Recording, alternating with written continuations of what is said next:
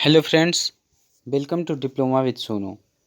आज हम लोग बात करने वाले हैं मैनेजमेंट सब्जेक्ट के बारे में, जो कॉमन सब्जेक्ट होते हैं पूरे ब्रांचेज के लिए, सिक्स्थ सेम के लिए।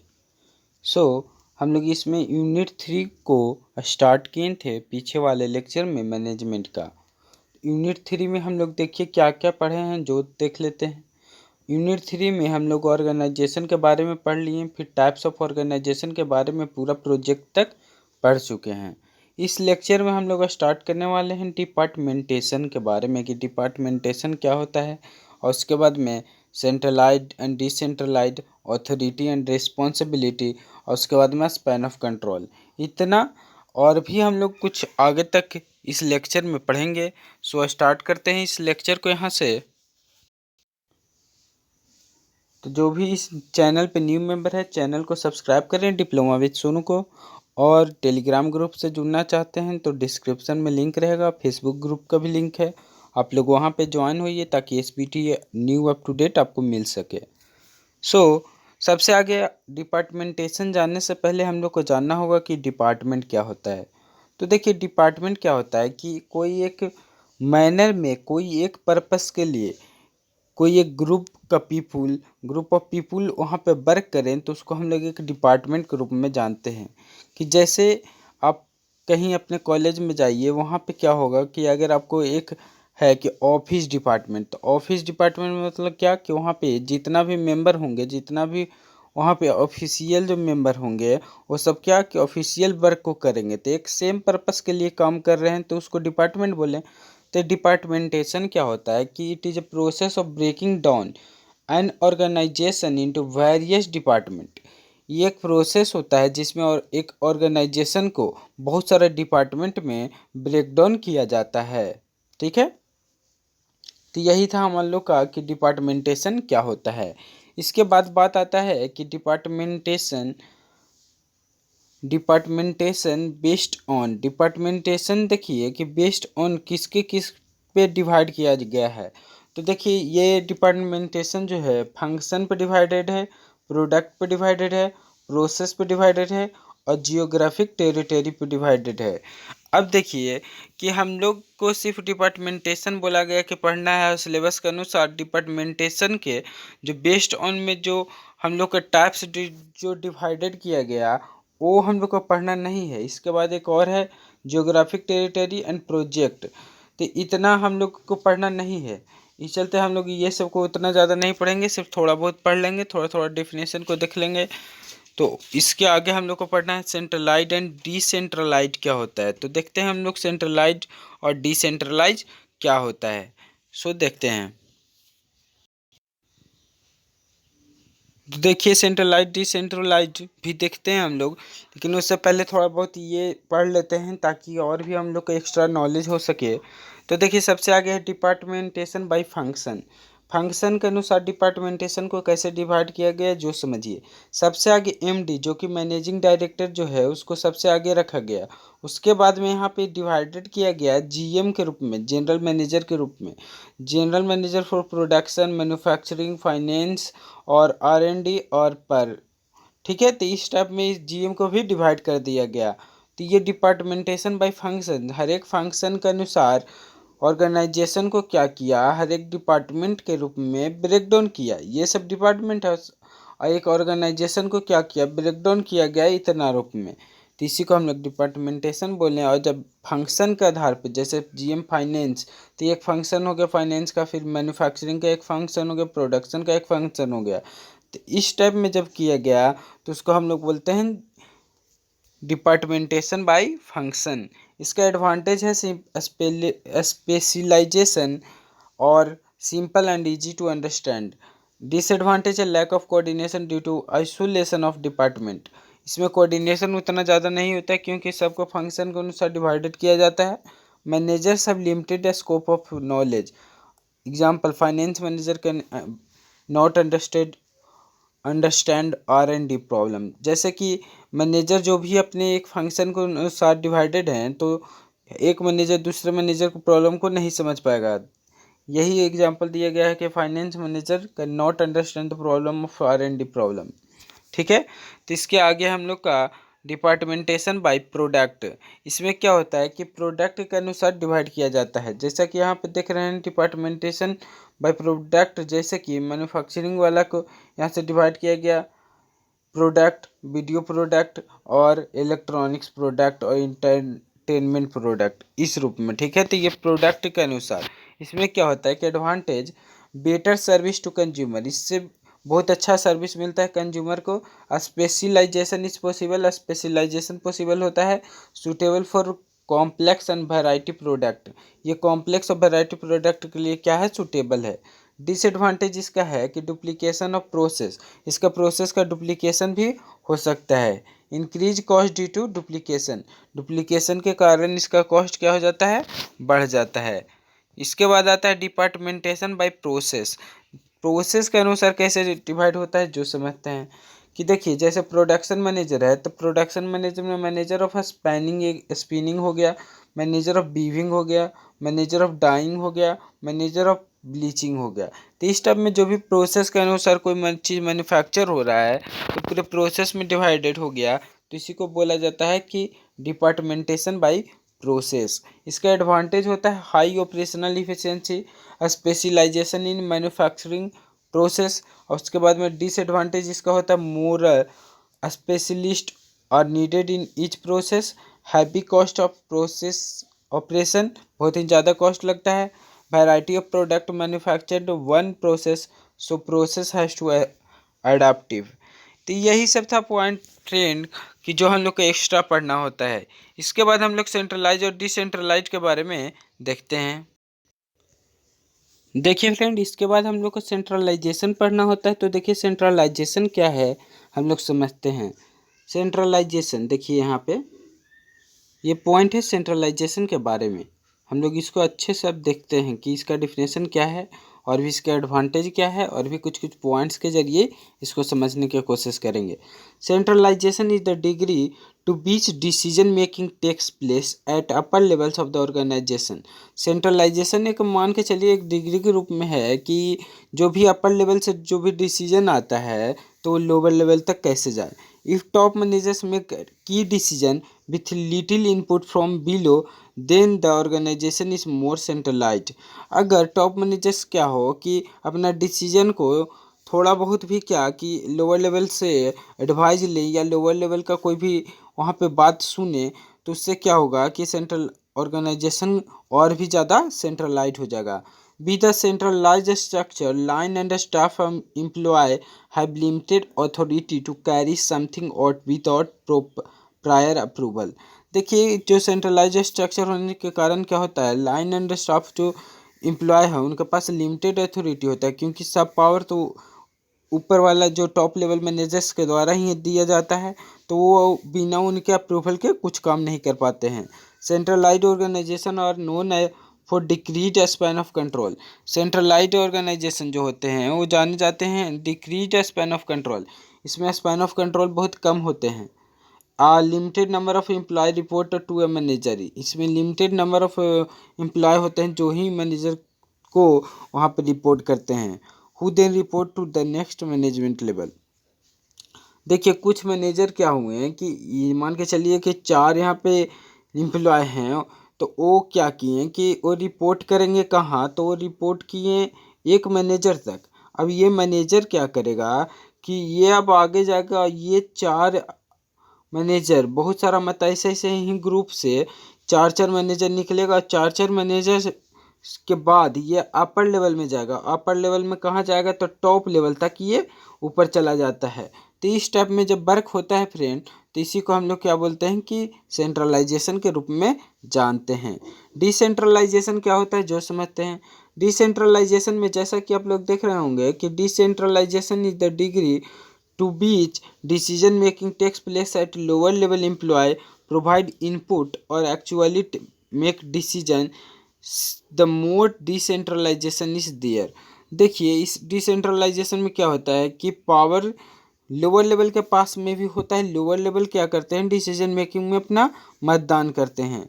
Decentralisation seeks to eliminate the unnecessary level of management and to take place the authority in the hands of first line manager and staff, thus increasing the span of control with more employee reporting to one manager।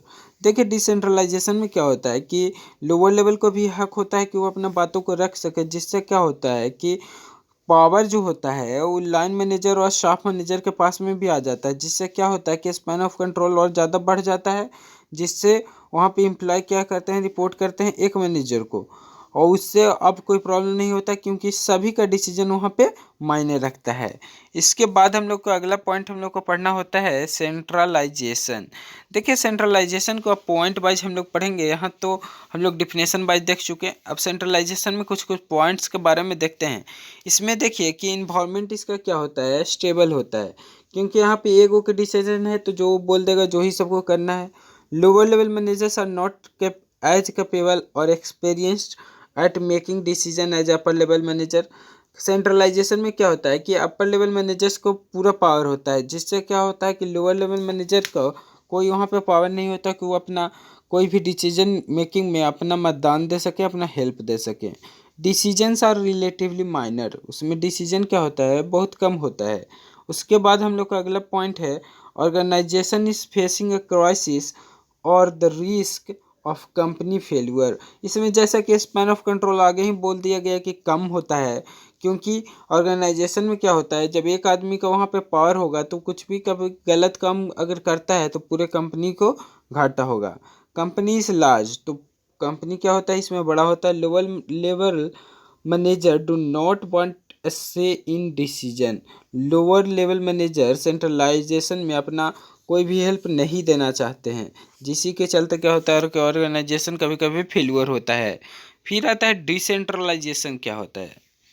तो देखिए decentralisation में तो simply अगर बोला जाए तो decentralisation मतलब lower level के पास में पावर होगा। लोअर लेवल क्या करेगा कि अपना मतदान करेगा, अपना हेल्प करेगा कि वो कैसे कंपनी को इंक्रीज कर सकता है, अपना पूरे प्रोसेस को वहाँ। तो देखिए इसमें हम लोग को जैसा कि पढ़ रहे थे कि डिसेंट्रलाइजेशन में तो इसमें इन्वॉल्वमेंट क्या होता है, कॉम्प्लेक्स होता है, अनसर्टेन होता है, क्योंकि अब बहुत सारा के यहाँ पे बात सुनना होता है तो कॉम्प्लेक्स होता है और अनसर्टेन होता है। Lower level managers are capable और एक्सपीरियंस एट मेकिंग डिसीजन। जैसा कि आगे ही बोला गया है कि डिसेंट्रलाइजेशन में लोअर लेवल के पास में पावर होता है तो अपना डिसीजन मेकिंग में अपना हेल्पिंग देते हैं। उसके बाद में आता है डिसीजंस आर सिग्निफिकेंट, इसमें जो डिसीजन होता है वो सिग्निफिकेंट होता है। फिर आता है corporate culture is open to allowing managers a say in what happens. Corporate cultural जैसे मैनेजर्स को वहाँ पे बोल सकते हैं कि क्या हो रहा है वहाँ पे, क्या कल्चर क्या वर्क हो रहा है। कंपनीज जियोग्राफिकली डिस्पर्स्ड, इसमें कंपनी क्या होता है जियोग्राफिकली डिस्पर्स्ड होता है, मतलब कोई भी वहाँ पे जाके कोई भी कहीं से भी या कोई भी वहाँ पे जियोग्राफिकली मतलब कोई भी अनदर प्लेसेस का भी मेंबर क्या हो सकता है कि वहाँ पे अपना बातों को रख सकता है, अपना जो भी मतदान को रख सकता है। Lower level managers want a voice in decision, lower level इसमें अपना बातों को रखना चाहते हैं, लेकिन सेंट्रलाइजेशन में ऐसा नहीं था। सेंट्रलाइजेशन में वो अपने बातों को नहीं रखना चाहते थे। अब देखिए हम लोग जैसा कि पढ़ लिए हैं कि यहाँ पे कि क्या सेंट्रलाइजेशन क्या है और डिसेंट्रलाइजेशन क्या है, तो यहाँ पे एक बहुत ही अच्छा पॉइंट है। हम बोलेंगे बेस्ट एग्जांपल, यहाँ पे आप देख सकते हैं कि बेस्ट एग्जांपल देखिए क्या किस रूप में मैं बोल रहा हूँ, जो भी आप लोग समझने की कोशिश कीजिए। कि देखिए कि जैसा डिक्टेटरशिप जो है, डिक्टेटरशिप के बारे में आप लोग जानते होंगे। डिक्टेटरशिप मतलब क्या कि जो एक बार कोई एक मेंबर होता है वो पूरे कंट्री पर पावर बना लेता है। वो क्या करता है कि हर एक डिसीजन को वो सिर्फ अपने ही लेता है, किसी के बातों को नहीं सुनता है। तो इसी को हम लोग क्या बोलते हैं, डिक्टेटरशिप के नाम से जानते हैं। तो डिक्टेटरशिप क्या के बारे में हम लोग अभी थोड़ा बहुत जानेंगे। देखिए यहाँ पे एक एग्जांपल है कि dictatorship is an example of centralised structure.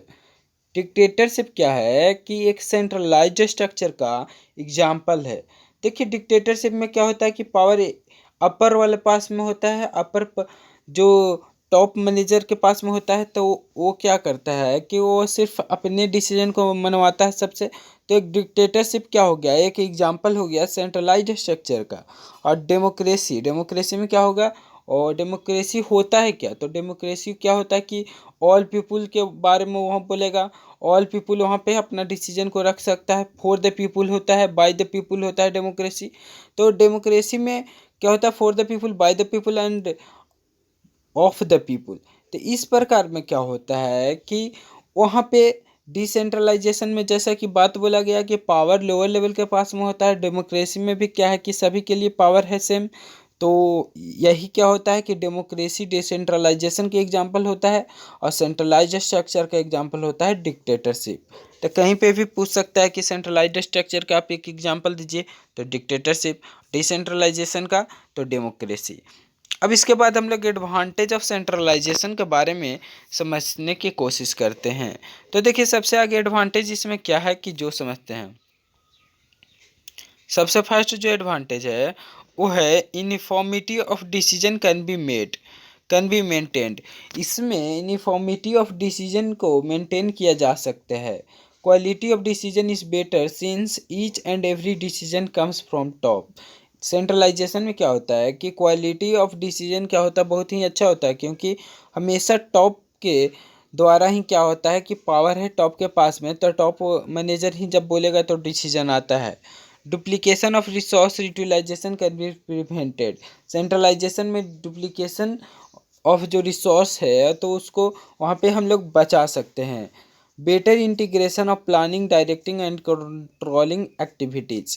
देखिए इसमें प्लानिंग, डायरेक्टिंग और कंट्रोल का जो एक्टिविटीज़ है वो बहुत ही अच्छा होता है सेंट्रलाइजेशन में। फिर आता है better coordination of work and efforts of different department. Centralization में जैसा कि हम बात बोलेंगे, सेंट्रलाइजेशन में क्या होता है कि सभी के पास में पावर कहाँ से जाता है, तो टॉप मैनेजर के पास में जाता है। तो इसमें कोऑर्डिनेशन जो होता है सभी डिपार्टमेंट से वो बहुत ही अच्छा होता है। Flexibility will be high. इसमें फ्लैक्सिबिलिटी क्या है, बहुत ही ज़्यादा होता है। इसके बाद आता है advantage of decentralization. Advantage of decentralization जैसा कि हम लोग बात बोलेंगे कि डिसेंट्रलाइजेशन का क्या क्या एडवांटेज है, तो यहाँ पे देख सकते हैं कि advantage of decentralization, higher level management can concentrate on work. Higher level जो मैनेजर हैं वो अपने वर्क पे कॉन्सेंट्रेट कर सकते हैं, क्योंकि लोअर लेवल क्या कर सकता है, कभी कभी डिसीजन ले सकता है। It develops lower level managers to be promoted to higher level responsibilities.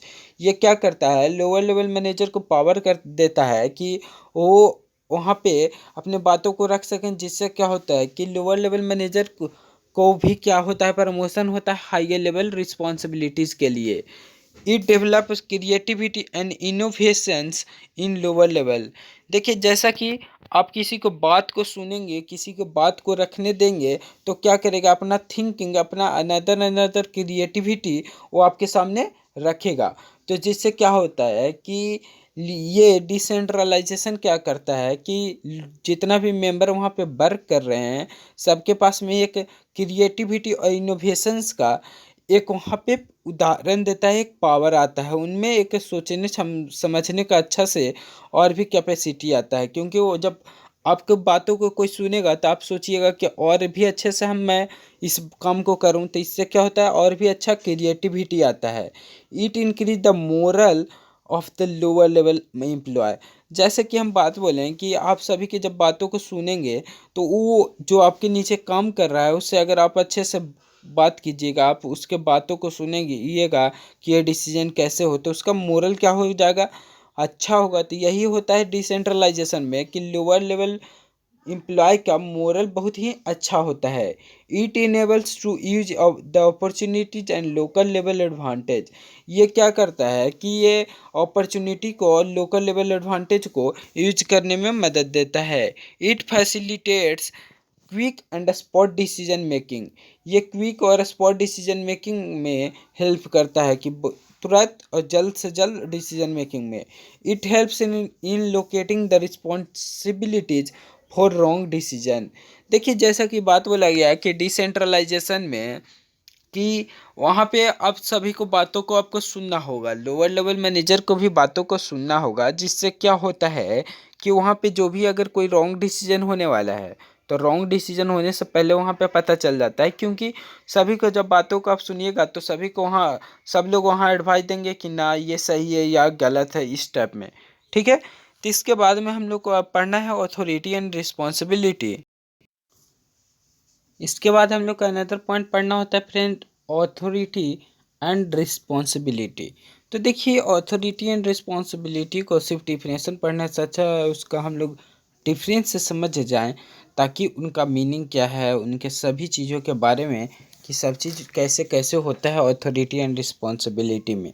तो देखिए सबसे आगे मीनिंग हम लोग समझते हैं ऑथोरिटी का, उसके बाद हम लोग रिस्पॉन्सिबिलिटी का समझेंगे। तो देखिए authority refers to the power और right attach to a particular job और designation to give order, enforce rules, make decision and exact compliance. देखिए ऑथोरिटी क्या होता है कि पावर के साथ राइट अटैच होता है एक जॉब में, कि अगर आपको एक जॉब मिल रहा है तो उसमें आपको पावर भी मिलेगा कि आप डिसीजन को ले सकते हैं, और भी क्या कि कोई भी चीज़ के कोई एक ऑर्डर को आप जारी कर सकते हैं। तो ये हो गया अथॉरिटी। अथॉरिटी में क्या होता है, पावर भी मिलता है जॉब के साथ। रिस्पॉन्सिबिलिटी में देखिए रिस्पॉन्सिबिलिटी डिनोट्स ड्यूटी और ऑब्लिगेशन टू अंडरटेक और अकम्प्लिश अ टास्क सक्सेसफुली। रिस्पॉन्सिबिलिटी क्या होता है, तो रिस्पॉन्सिबिलिटी में बोला जाता है कि आपको सिर्फ ड्यूटी दिया जा रहा है कि आप एक काम को सिर्फ पूरा कीजिए अच्छे से। इसमें क्या होता है कि काम भी मिलेगा और साथ में पावर भी मिलेगा। पावर पावर में इम्पोर्टेंट है फ्रेंड, पावर भी मिलेगा। तो पावर किस में मिलेगा, अथॉरिटी में मिलेगा। और रिस्पॉन्सिबिलिटी में क्या मिलेगा, तो सिर्फ ड्यूटी मिलता है। इसमें क्या होता है कि असाइंड बाय द सीनियर और established by one's owns commitment और सर्कमस्टांसेस। इसमें असाइन किया जाता है और ये सीनियर के द्वारा असाइन किया जाता है। और देखिए इसमें व्हाट इज इट, ये क्या हो, मतलब अथॉरिटी क्या है और रिस्पॉन्सिबिलिटी क्या है। तो अथॉरिटी क्या है, तो legal right to issue order. इसमें लीगल राइट होता है कि ये ऑर्डर को इश्यू कर सकता है। और इसमें कोरोलरी ऑफ अथॉरिटी, ये अथॉरिटी का ही क्या है, कोरोलरी पॉइंट है, एक एक पॉइंट है। ठीक है, रिस्पॉन्सिबिलिटी क्या है, तो अथॉरिटी का ही सिर्फ एक पॉइंट है। ठीक है, और इसके बाद में रिजल्ट्स फॉर फ्रॉम, इसमें रिजल्ट क्या होता है, तो formal formal position in an organization. इसमें क्या होता है, फॉर्मल पोजीशन होता है। और इसमें क्या होता है, सुपीरियर सबऑर्डिनेट रिलेशनशिप। इसमें सुपीरियर और सबऑर्डिनेट रिलेशनशिप काम करता है। टास्क ऑफ मैनेजर, तो डिलीगेशन ऑफ अथॉरिटी और जम्पशन ऑफ रिस्पॉन्सिबिलिटी। देखिए इसमें डिलीगेशन ऑफ अथॉरिटी होता है अथॉरिटी में, और इसमें जम्पशन टू रिस्पॉन्सिबिलिटी है, जम्पशन ऑफ रिस्पॉन्सिबिलिटी। इसके बाद में आता है रिक्वायर्स। अथॉरिटी क्या चाहता है, अथॉरिटी को क्या यहाँ पे रिक्वायर है, क्या ज़रूरत है, और रिस्पॉन्सिबिलिटी की क्या ज़रूरत है। तो देखिए अथॉरिटी को अगर बोला जाए तो एबिलिटी टू गिव ऑर्डर, इसमें एबिलिटी होता है कि ऑर्डर को पास कर सकता है। और इसमें ऑर्डर होता है कि ये ऑर्डर को सिर्फ फॉलो करता है, पास नहीं कर सकता है, ये ऑर्डर नहीं दे सकता है। ये क्या होता है कि ये डाउनवर्ड होता है, ये क्या होता है, अपवर्ड होता है फ्लो। ये डाउनवर्ड वर्क करता है, इसमें जब पावर जाएगा तो अथॉरिटी ये डाउनवर्ड की ओर वर्क करेगा और ये अपवर्ड की ओर करेगा। फिर आता है objective to make decision and implement it. Authority के पास में पावर होता है कि ये डिसीजन को बनाए और इसको इम्प्लीमेंट करवाए। और रिस्पॉन्सिबिलिटी में क्या होता है कि to execute duties assigned by superior, कि ये ड्यूटी को करे जो भी सुपीरियर के द्वारा दिया गया है। इसके बाद में आता है continuous for long period. Duration क्या होता है, स्पैन ऑफ कंट्रोल क्या होता है, अथॉरिटी में ज़्यादा होता है। और ends as soon as the task is completed, इसमें स्पैन ऑफ कंट्रोल कम होता है, जैसे ही टास्क खत्म होगा ये खत्म हो जाएगा। तो ये था कि अथॉरिटी और रिस्पॉन्सिबिलिटी क्या होता है। सो आप लोग इसको नोट कर सकते हैं, वीडियो को पॉज करके नोट्स कर लीजिएगा अपना। ठीक है, सो हम अगला पॉइंट अब देखते हैं जो कि है स्पैन ऑफ कंट्रोल। देखिए इसके बाद अगला पॉइंट जो कि है हम लोग का friend span of control. Span of control क्या होता है हम लोग समझते हैं। तो देखिए स्पैन ऑफ कंट्रोल में सबसे आगे इसका डिफाइन कैसे किया गया है जो समझते हैं। Span of control It states that how many employee can a manager efficiency and effectively manage. Span of control क्या दिखाता है कि ये दिखाता है कि कोई एक एम्प्लॉय और एक मैनेजर कितना इफ़िशिएंटली और इफ़ेक्टिवली वो वर्क को मैनेज कर सकता है, ठीक है।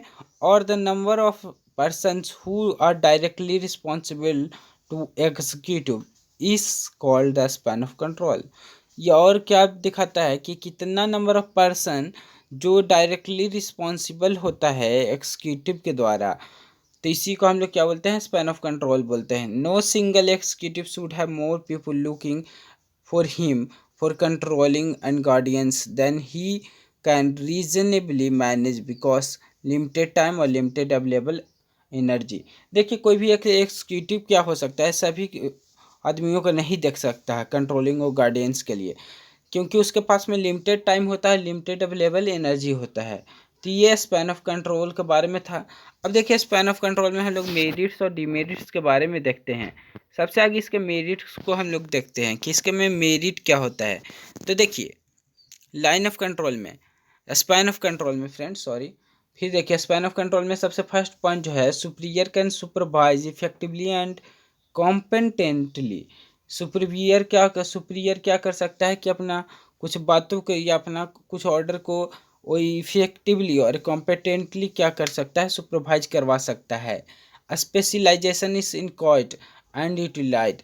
स्पेशलाइजेशन क्या वहाँ पे बढ़ावा दिया जाता है कि आप कोई भी एक वर्क में स्पेशलाइज होइए और उसको काम को अच्छे से कीजिए। Superior can concentrate on limited area of operation. Span of control में क्या होता है, इसका मेरिट है कि सुपीरियर अपना काम में कॉन्सेंट्रेट कर सकता है और उसमें लिमिटेड एरिया ऑफ ऑपरेशन वो सिर्फ करेगा। Higher degree of discipline can be exercise. इसमें हाइयर डिग्री ऑफ डिसिप्लिन, इसमें डिसिप्लिन को और भी ज़्यादा अच्छे से मेंटेन किया जाता है। It results into all the advantage of tall structure. ये क्या बताता है कि ये रिजल्ट देता है कि जितना भी टॉल स्ट्रक्चर मतलब जो अच्छा सा स्ट्रक्चर जो वर्क कर रहा है, तो उस टाइम में ये स्पैन ऑफ कंट्रोल को दिखाता है। इसका डीमेरिट्स क्या है जो समझते हैं। It increase the scalar chain from top to bottom. ये क्या बताता है कि ये स्केलर चैन बनाता है top to bottom. It demotivate the employ as the contract between top and bottom is lengthened. देखिए demerits of span of control क्या है कि ये डिमोटिवेट करता है एम्प्लॉय को, क्योंकि कॉन्ट्रैक्ट क्या होता है टॉप से बॉटम वो बहुत ही ज़्यादा होता है। It results into all disadvantage of tall structure. ये क्या स्पैन ऑफ कंट्रोल क्या करता है कि ये टॉल स्ट्रक्चर का सभी डिसएडवांटेज को यहाँ पे करता है, क्योंकि टॉल स्ट्रक्चर के यहाँ पे एडवांटेज के रूप में भी करता है, डिसएडवांटेज के रूप में भी करता है। तो यही सब था स्पैन ऑफ कंट्रोल का एडवांटेज और डिसएडवांटेज क्या होता है और स्पैन ऑफ कंट्रोल क्या होता है। इसके बाद हम लोग अगला पॉइंट देखते हैं सिलेबस के अनुसार। इसके बाद हम लोग का नेक्स्ट पॉइंट पढ़ना होता है फ्रेंड, वो है forms of business organization. Business organization के फॉर्म्स के बारे में पढ़ना होता है। इसमें सबसे आगे जो बिजनेस होगा उसको हम लोग दो टाइप में डिवाइड करते हैं। एक होता है पब्लिक सेक्टर और दूसरा होता है प्राइवेट सेक्टर। दो टाइप में सबसे आगे बिजनेस को डिवाइड करते हैं, सबसे आगे पब्लिक सेक्टर, दूसरा प्राइवेट सेक्टर। पब्लिक सेक्टर में हम लोग को यहाँ पे आ जाता है डिपार्टमेंट और उसके बाद में पब्लिक कॉरपोरेशन और कंपनी। प्राइवेट सेक्टर में हम लोग को आता है सिंगल ओनर और ग्रुप ओनर। और जब सिंगल ओनर और ग्रुप ओनर में जब डिवाइड करते हैं तो ग्रुप ओनर जो है, ग्रुप ओनर का ही डिवाइड होता है पार्टनरशिप और स्टॉक कंपनी और कोऑपरेटिव सोसाइटी। कोऑपरेटिव सोसाइटी ठीक है। और सिंगल ओनर को हम लोग बोलते हैं प्रोप्राइटरशिप। तो हम लोग को जो सिलेबस के अनुसार जो है हम लोग को पढ़ना होता है पार्टनरशिप, प्रोप्राइटरशिप और स्टॉक कंपनी और कोऑपरेटिव सोसाइटी और गवर्नमेंट सेक्टर। तो देखिए ये कहाँ से आया, कैसे आया, सभी चीज़ के बारे में आप लोग समझ गए होंगे। देखिए ग्रुप ओनर का ही टाइप होता है पार्टनरशिप, स्टॉक कंपनी और कोऑपरेटिव सोसाइटी। और क्या कि पब्लिक सेक्टर का ये सिंगल, पब्लिक सेक्टर नहीं फ्रेंड, प्राइवेट सेक्टर का जो सिंगल ओनर है, सिंगल ओनर को ही हम लोग बोलते हैं प्रोप्राइटरशिप। ठीक है। तो हम लोग को मेनली प्राइवेट सेक्टर के बारे में अच्छे से बताया जाता है कि प्राइवेट सेक्टर क्या है, और पब्लिक सेक्टर में हम लोग को गवर्नमेंट डिपार्टमेंट के बारे में जान जाएंगे। तो इस टाइप में मेनली डिवाइडेड होता है बिजनेस का, पब्लिक सेक्टर प्राइवेट सेक्टर में। अब पब्लिक सेक्टर जो डिवाइड होता है डिपार्टमेंट, पब्लिक कॉरपोरेशन, कंपनी। और उसके बाद में private sector, single owner, group owner, partnership, stock company, cooperative society. तो इस टाइप में डिवाइडेड होता है मेनली। ठीक है, तो हम लोग को सिर्फ थोड़ा बहुत पढ़ना होता है, लेकिन हम आपको ज़्यादातर नॉलेज के लिए बहुत ही और अच्छे से बताने की कोशिश कर रहे हैं। तो देखिए, सबसे आगे फॉर्म्स ऑफ बिजनेस में, ऑर्गेनाइजेशन में सबसे आगे आता है बात पब्लिक सेक्टर के बारे में। तो पब्लिक सेक्टर क्या होता है, जो समझ लेते हैं। देखिए, public sector also known as a state ownership, ये और क्या जाना जाता है, स्टेट ओनरशिप के नाम से जाना जाता है, जो कि गवर्नमेंट के द्वारा लीड किया जाता है। मोटो क्या है, तो इसका जो पर्पस है, इंफ्रास्ट्रक्चर डेवलपमेंट, इंफ्रास्ट्रक्चर को डेवलप करना, economic development at all levels, social welfare etc. Public sector organization are not created by earning profit. Public sector को इसलिए नहीं बनाया जाता है ताकि सिर्फ प्रॉफिट कमाया जा सके, ये सिर्फ डेवलपमेंट पर्पस के लिए होता है, और इकोनॉमिकली डेवलपमेंट जो हो सोसाइटी के लिए, उसके लिए, और सोशल वेलफेयर के लिए। जैसा कि गवर्नमेंट सेक्टर और पब्लिक सेक्टर में देखिए क्या क्या कंपनी काम कर रही हैं, क्या क्या क्या वर्क हो रहा है, सब चीज़ हम लोग देखते हैं। सबसे आगे इंडियन रेलवे, ये पब्लिक सेक्टर है। फिर एमएसआरटीसी, ये भी पब्लिक सेक्टर है। आईओसीएल पब्लिक सेक्टर है। बीपीसीएल पब्लिक सेक्टर में है। बेल, भेल, BSNL, air India, DRDO, post, AICTE, ये सब क्या है, सभी क्या है कि पब्लिक सेक्टर में काम कर रहा है। तो ये सब पब्लिक सेक्टर का सिर्फ एग्जाम्पल है। तो इसके बाद हम लोग और भी पॉइंट्स को देखते हैं। देखिए, इसके बाद बात आता है प्राइवेट सेक्टर में। सबसे आगे डिवाइड किए थे हम लोग पब्लिक सेक्टर में, फिर प्राइवेट सेक्टर में।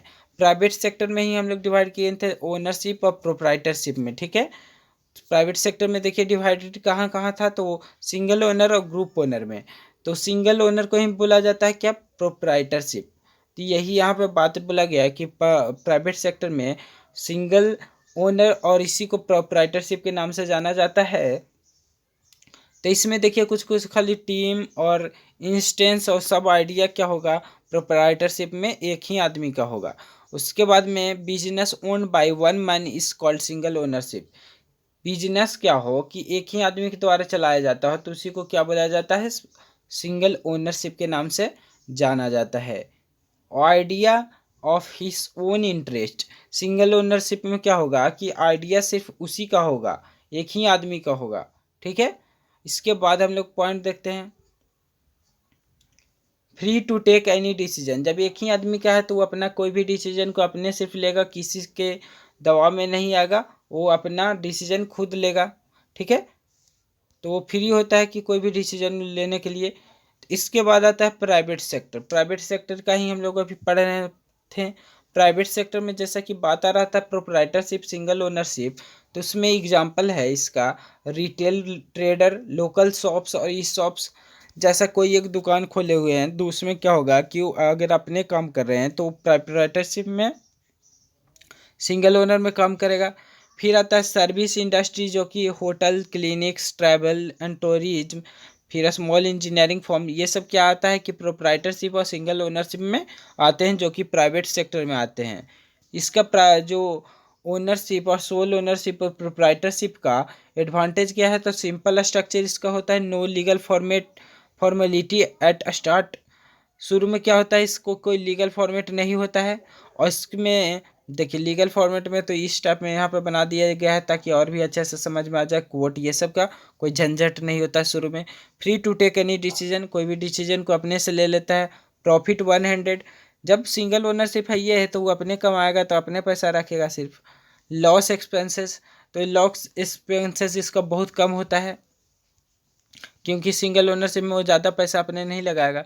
देखिए disadvantage of sole ownership, sole ownership same as proprietorship.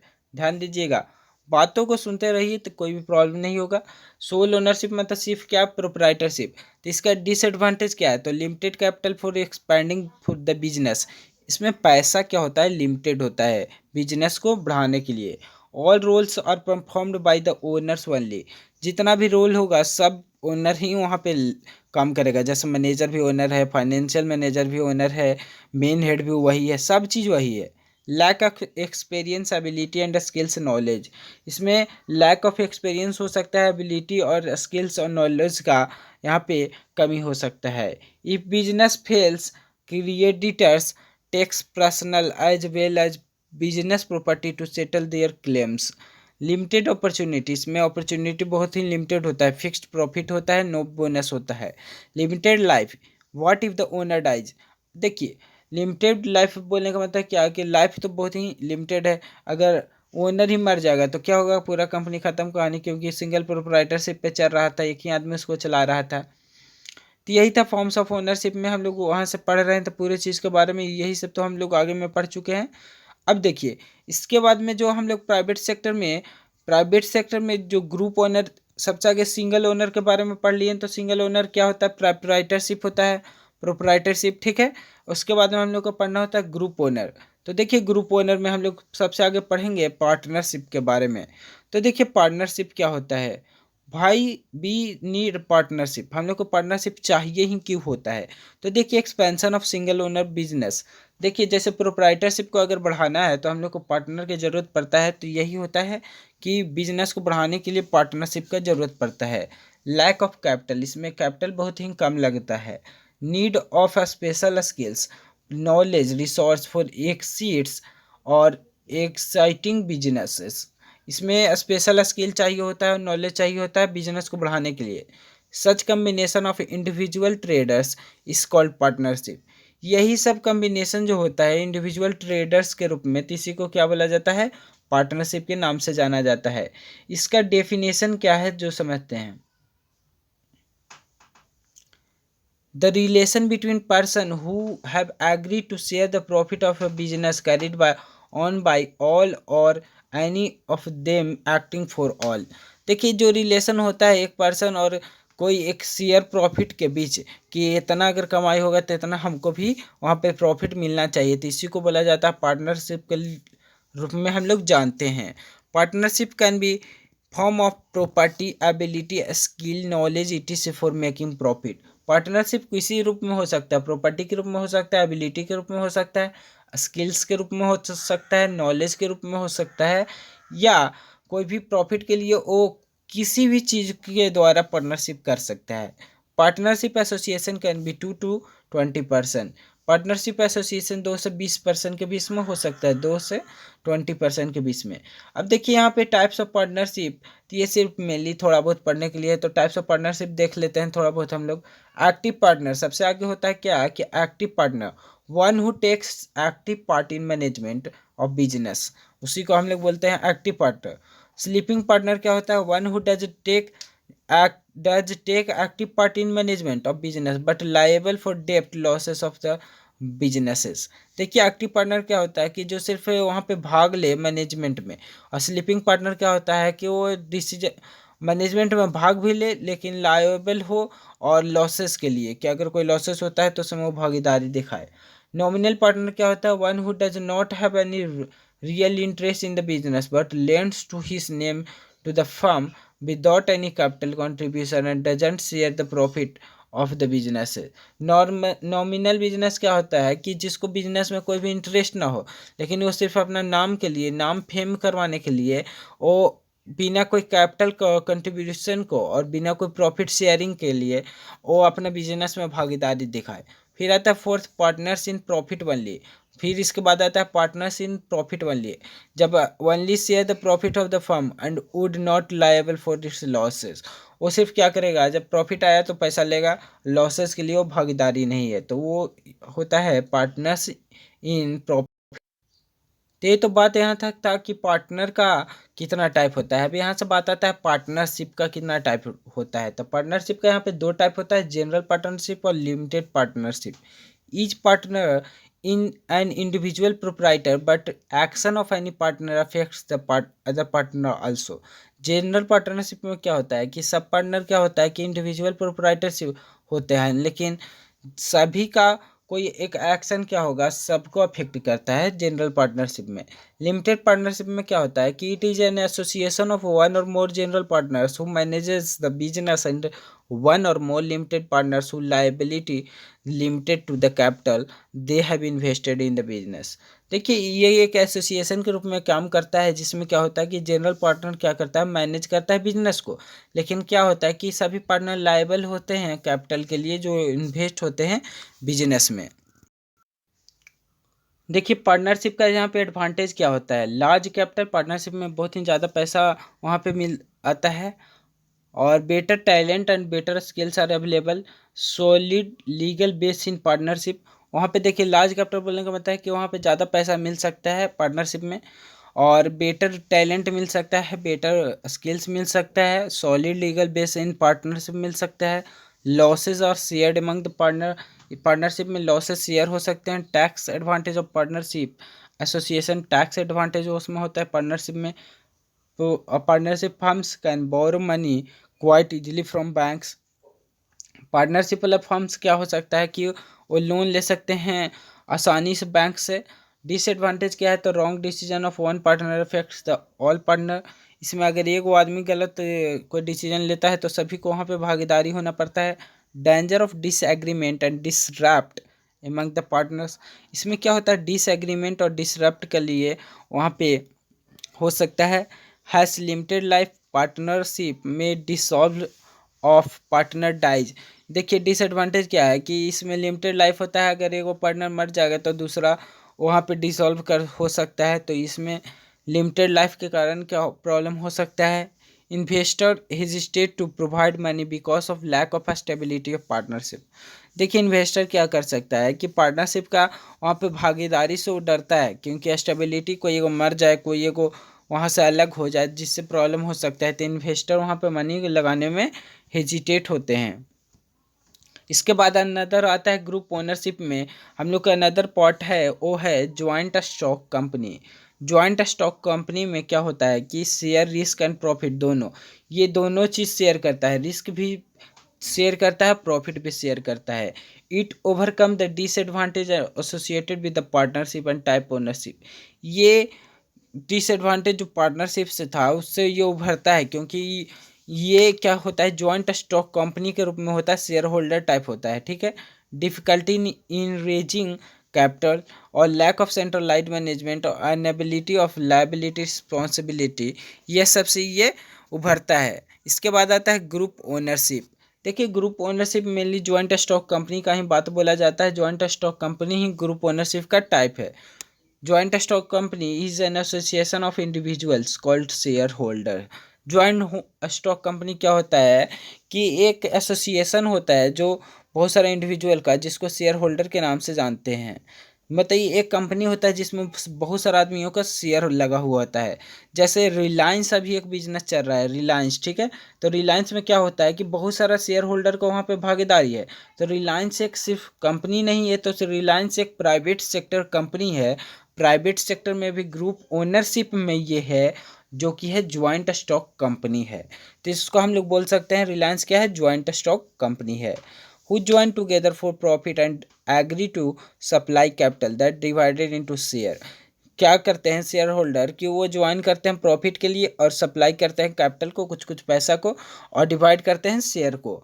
And also and are transferable for carrying on specific business. और क्या हो सकता है कि कोई एक स्पेसिफिक बिजनेस के लिए वो ट्रांसफरेबल हो सकते हैं। Note minimum number of share holder 20। Death bankruptcy disability और lunacy mental illness does not affect JSC. देखिए इसमें क्या होता है कि जॉइंट स्टॉक कंपनी में क्या होता है कि इसमें शेयर होल्डर कम से कम 20 हो सकते हैं, 20 से नीचे नहीं होना चाहिए। इसमें डेथ बैंकरप्सी डिसेबिलिटी और ल्यूनेसी ये अफेक्ट नहीं करता है जेएससी में। अब आगे देखते हैं जॉइंट स्टॉक कंपनी को अफेक्ट नहीं करता है क्या क्या, तो डेथ बैंकरप्सी और डिसप्लेसमेंट और ल्यूनेसी जो कि mental problem. Share holder elects the managing body of JSC. Joint stock company का शेयर होल्डर ही चुनते हैं कि कौन मैनेजिंग डायरेक्टर होगा, कौन बोर्ड डायरेक्टर होगा। बहुत सारे आप फिल्मों में देखे होंगे कि बोर्ड डायरेक्टर आज चुनने वाला, बोर्ड मीटिंग हो रहा है तो बोर्ड डायरेक्टर को वहाँ पे क्या होगा, चुनाव होगा। तो जिससे क्या हो, बोलने का क्या मतलब है कि बोलने का यही मतलब है कि वहाँ पे शेयर होल्डर ही क्या करते हैं, चुनते हैं कि बोर्ड डायरेक्टर कौन हो। Responsibility of BOD, board of director का क्या रिस्पॉन्सिबिलिटी होता है? तो बोर्ड ऑफ डायरेक्टर का रिस्पॉन्सिबिलिटी होता है मेक पॉलिसी, पॉलिसी को बनाना, टेक डिसीजन, कोई एक decision banana, run the company efficiently, एक कंपनी को इफिशियंटली रन करवाना। अब देखिए types of joint stock company, joint stock company का टाइप क्या है? तो एक होता है प्राइवेट लिमिटेड कंपनी, एक होता है पब्लिक लिमिटेड कंपनी। तो देखिए सबसे आगे हम लोग ये दोनों का डिफरेंस के बारे में देख लेते हैं, प्राइवेट लिमिटेड कंपनी क्या होता है और पब्लिक लिमिटेड कंपनी क्या होता है। तो देखिए सबसे आगे हम लोग पीवीटी एलटीडी देखते हैं। देखिए बहुत सारा चीज जगहों पे आप देखे होंगे कि पीवीटी एलटीडी लिखा गया है। तो पीवीटी एलटीडी का मतलब क्या होता है? Private limited company. Public limited company, तो पब्लिक लिमिटेड कंपनी इस प्रकार लिखा जाएगा, लेकिन ज़्यादातर पीवीटी एलटीडी आप लोग देखे होंगे। तो ये किसका पार्ट है? तो ये ज्वाइंट स्टॉक कंपनी का ही पार्ट है पीवीटी एलटीडी, ठीक है। तो इसमें मिनिमम मेंबर कितना होते हैं? तो 2 से 50 होते हैं। मिनिमम मेंबर इसमें 7 हो सकते हैं, maximum no limit public limited company में।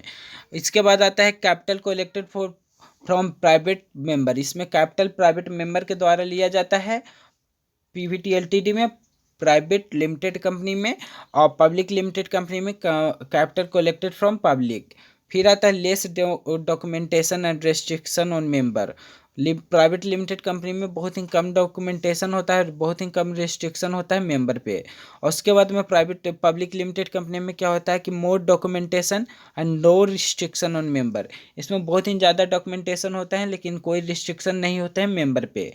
Use of private limited word is mandatory, private limited word का इसमें क्या होता है? मोनेडेटरी होता है। यूज ऑफ पब्लिक लिमिटेड और लिमिटेड वर्ड इज मोनेडेटरी, इसमें क्या होता है कि ये पब्लिक लिमिटेड और लिमिटेड वर्ड क्या होता है? मैंडेटरी होता है यूज करने के लिए। इसमें जैसे प्राइवेट लिमिटेड यूज हो रहा है ना पीवीटी एलटीडी, वैसे ही मिनिमम कैपिटल इसमें 1 लाख होना चाहिए मिनिमम, यहाँ पे पेड कैपिटल होना चाहिए, 5 लाख होना चाहिए। मैक्सिमम की तो बात ही अलग है, जितना पैसा हो उतना लगा दीजिए, कोई दिक्कत नहीं है। देखिए अगला पॉइंट हम लोग का फ्रेंड ज्वाइंट स्टॉक कंपनी का एडवांटेज के बारे में। तो देखिए एडवांटेज क्या होता है? इसका एडवांटेज होता है ह्यूज कैपिटल, इसमें बहुत ही ज़्यादा कैपिटल मिल सकता है। शेयर रिस्क एंड रिस्पॉन्सिबिलिटी दोनों चीज़ शेयर होता है, शेयर एंड और ट्रांसफरेबल, शेयर्स क्या हो सकता है? ट्रांसफरेबल हो सकता है। इसमें जो शेयर क्या हो सकता है कि कोई अपना शेयर को दूसरे को दे सकता है, पैसा से दे या कैसे भी वो दे सकता है। Company life is not affected by death of share holder, company life वहाँ पर अफेक्ट नहीं होता है डेट ऑफ शेयर होल्डर के कारण। अगर मतलब कोई एक फैमिली मेम्बर में कोई एक मेन हेड मर गया तो उसके मरने से क्या होगा? शेयर क्या होगा? उसके बेटे में ट्रांसफ़र हो जाएगा या उसके बेटी में ट्रांसफ़र हो जाएगा, ठीक है। तो वहाँ पे वो ट्रांसफरेबल होता है या उसके वाइफ अपना शेयर ले सकती है। Disadvantage huge level formalities required, इसमें बहुत ही ज़्यादा फॉर्मेलिटीज़ की ज़रूरत पड़ता है। Company is manage by selected big share holder only, company क्या हो जाता है? मैनेज किया जाता है सिर्फ ज़्यादा जो जिसके पास शेयर है उसके द्वारा। High paid officials do not have interest in the company as compare to proprietorship, इसमें ज़्यादा पेड ऑफिशियल नहीं लिया जाता है क्योंकि प्रोप्राइटरशिप में के कंपेरिजन में इसमें ज़्यादा पे यहाँ पे पैसा लेने वाले ऑफिसर्स का वर्क नहीं हो पाता है। बोर्ड ऑफ डायरेक्टर में sale of buy shares for their personal benefits, board of director क्या कर सकते हैं? शेयर को खरीद सकते हैं या बेच सकते हैं फॉर देयर पर्सनल बेनिफिट के लिए। उसके बाद में आता है हम लोग का ज्वाइंट स्टॉक कंपनी के बाद हम लोग को ग्रुप ओनरशिप के बाद में आता है कोऑपरेटिव सोसाइटी। देखिए कोऑपरेटिव सोसाइटी के यही सिर्फ सिंबल है, कोऑपरेटिव सोसाइटी जहाँ पे यूज होगा यही सब सिंबल आएगा कोऑपरेटिव सोसाइटी। इसमें क्या होता है कि ईच मेंबर पेज फी और by shares equally and profit is shared among all them equally, सभी मेंबर वहाँ पे पैसा देंगे इक्वल और शेयर खरीदेंगे, सब चीज़ इक्वल, प्रॉफिट भी क्या होगा? उन लोग को इक्वली मिलता है। Cooperative have share holder board of director elected from share holder, cooperative society के पास में भी क्या होता है? शेयर होल्डर होता है, बोर्ड ऑफ डायरेक्टर जो कि शेयर होल्डर के द्वारा ही चुना जाता है। Aim is to eliminate profit and provide goods and services, इसका एम होता है क्या कि ये प्रॉफिट को निकाले और ये गुड्स और सर्विसेज को प्रोवाइड कर सके। कोऑपरेटिव ऑर्गेनाइजेशन और वॉलेंटियर और डेमोक्रेटिक ओनरशिप। कोऑपरेटिव ऑर्गेनाइजेशन क्या होता है, वॉलेंटियरी होता है, इसमें सभी का भागीदारी होता है, डेमोक्रेटिक ओनरशिप के रूप में ये वर्क करता है। अब देखिए जैसा forms types of cooperative society. Cooperative society में देखिए कंज्यूमर्स कोऑपरेटिव, इसमें रिटेल एंड सर्विसेज आता है। प्रोड्यूसर कोऑपरेटिव में बायर्स एंड सेलर्स आता है, जो कि डेयरी प्रोडक्ट, फ्रूट, ईटीसी, ये प्रोड्यूसर कोऑपरेटिव सोसाइटी में चला जाएगा। कोऑपरेटिव फार्मिंग में होता है provides farmer resources like farm और मशीनरी। कोऑपरेटिव हाउसिंग में क्या होता है, providing house to house member at less cooperative credit laser rate, बहुत ही कम रेट पे घर को देना, तो कोऑपरेटिव हाउसिंग के रूप में आता है। कोऑपरेटिव क्रेडिट सोसाइटी में क्या होता है, provides loans to needy person, तो ये होता है कोऑपरेटिव सोसाइटी। देखिए कोऑपरेटिव सोसाइटी का बहुत ही बड़ा हिस्ट्री है। बहुत पहले कोऑपरेटिव सोसाइटी आया था मिल्किंग के लिए, कि सभी गाँवों से मिल्क को लेता था, एक कंपनी को चलाता था, जिससे जो भी प्रॉफिट होता था तो बहुत ही अच्छे दामों में जो भी गांव वालों को वहाँ पे अच्छे दाम वहाँ पे मिलते थे। तो ये कोऑपरेटिव सोसाइटी बहुत ही बड़ा इसका हिस्ट्री है। जैसे cooperative society success to cooperation, success to cooperation, ठीक है। National fisherman product cooperative society limited, तो ये सब कोऑपरेटिव सोसाइटी लिमिटेड इस टाइप में। फार्मर्स कोऑपरेटिव, तो ये सब सिंबल दिया गया है। कोऑपरेटिव हाउसिंग सोसाइटी, इसमें बहुत ही कम दामों पर घरों को प्रोवाइड किया जाता है। Union bank cooperative society Delhi में, जैसा कि यह है। तो इस टाइप में कोऑपरेटिव सोसाइटी का भी आप लोग एग्जांपल देख रहे हैं। तो देखिए यहाँ पे जैसा कि आप लोग देख रहे होंगे कि एडवांटेज इसका क्या होता है, तो डेमोक्रेटिक फॉर्म्स ऑफ ओनरशिप, इसमें डेमोक्रेटिक फॉर्म होता है ओनरशिप में, कि सभी लोग के ओनरशिप रहता है। फिर chances of stock holding are eliminated, no one person can make huge profit, सबको इक्वल प्रॉफिट मिलता है। Common man is benefit by cooperative. Disadvantage क्या होता है, तो members who are in position may try to take personal advantage. Member जो होते हैं कि वो कोई एक पोजीशन में होते हैं तो वो आप पर्सनल एडवांटेज लेते हैं कभी कभी, तो ये डिसएडवांटेज है। इनकॉम्पिटेंट नेचर ऑफ मेंबर, इसमें इनकॉम्पिटेंट नेचर होते हैं मेंबर्स के बीच, तो ये एक डिसएडवांटेज है। तो यही सब था। अब हम लोग सिलेबस को एक बार देख लेते हैं। देखिए जो भी डिप्लोमा विद सोनू पे इस चैनल पे न्यू मेंबर हैं तो चैनल को सब्सक्राइब करें, ताकि और भी आपको न्यू अप टू डेट मिलते रहे। अब हम लोग एक बार सिलेबस को देख लेंगे, ताकि हम लोग को कोई भी चीज़ छूटा तो नहीं है ये सब चीज़ों के बारे में जानने के लिए।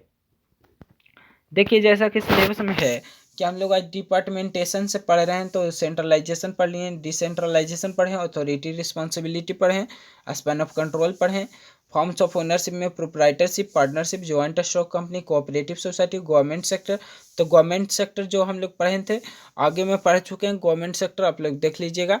तो ये पूरा हो चुका है यूनिट 3 हम लोग का। यूनिट 3 यहाँ पे कंप्लीट हो चुका। अगला लेक्चर जो भी आएगा उसमें हम लोग पढ़ेंगे यूनिट 4 के बारे में, जो कि ह्यूमन रिसोर्स मैनेजमेंट। ठीक है फ्रेंड, तो ज़्यादा नहीं है सिलेबस, जल्द ही कंप्लीट हो जाएगा। So thank you all and please do like share and subscribe diploma with Sonu. Thanks. और कोई भी क्वेश्चन हो फ्रेंड डिस्क्रिप्शन बॉक्स में आप लोग एंटर कीजिए, वहाँ पे लिखिए, हम ज़्यादातर कोशिश करेंगे आपका सभी क्वेश्चंस को वहाँ पे अगले लेक्चर में प्रोवाइड करने के लिए उसका आंसर दे देंगे। So thank you all.